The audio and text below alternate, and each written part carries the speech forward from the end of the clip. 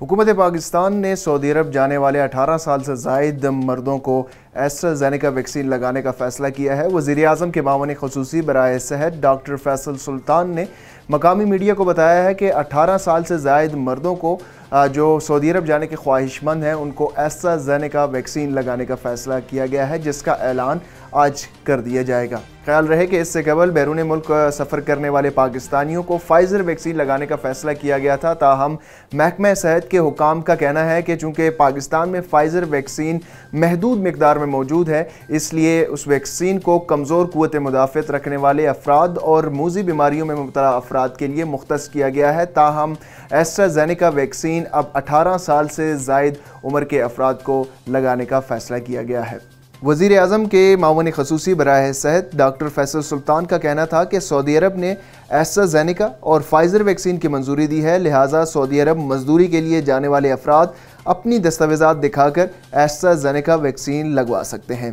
उन्होंने कहा कि अगर किसी इलाके में एस्ट्राज़ेनेका दस्तयाब नहीं तो लोग बड़े शहरों से वैक्सीन लगवा सकते हैं।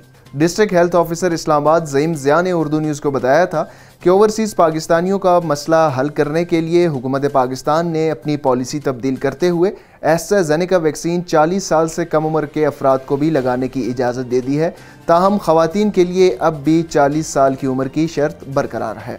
महकमा सेहत के हुकाम के मुताबिक पाकिस्तान में लगाई जाने वाली दीगर वैक्सीन के मुकाबले में फ़ाइज़र कमज़ोर क़ुव्वत मुदाफ़त और मूज़ी अमराज में मुब्तला अफराद के लिए ज़्यादा मुअस्सर है, इसलिए फ़ाइज़र वैक्सीन को ऐसे अफराद के लिए महदूद कर दिया गया है। ताहम फ़ाइज़र वैक्सीन की दूसरी खेप मौसूल होने के बाद इस हवाले से हुकूमती पॉलिसी तब्दील हो जाएगी। हुकूमत पाकिस्तान की वैक्सीनेशन की पॉलिसी तब्दील होने के बाद अब 18 साल से ज़ायद उम्र के मर्द एस्ट्राज़ेनेका वैक्सीन लगवा सकते हैं, जिसके बाद बैरून मुल्क सफ़र करने वाले पाकिस्तानियों का मसला किसी हद तक हल हो जाएगा। इस खबर की तफसील और मज़ीद खबरों के लिए आप विज़िट कर सकते हैं urdunews.com। इस खबर की तफसील और मज़ीद खबरों के लिए आप विज़िट कर सकते हैं urdunews.com।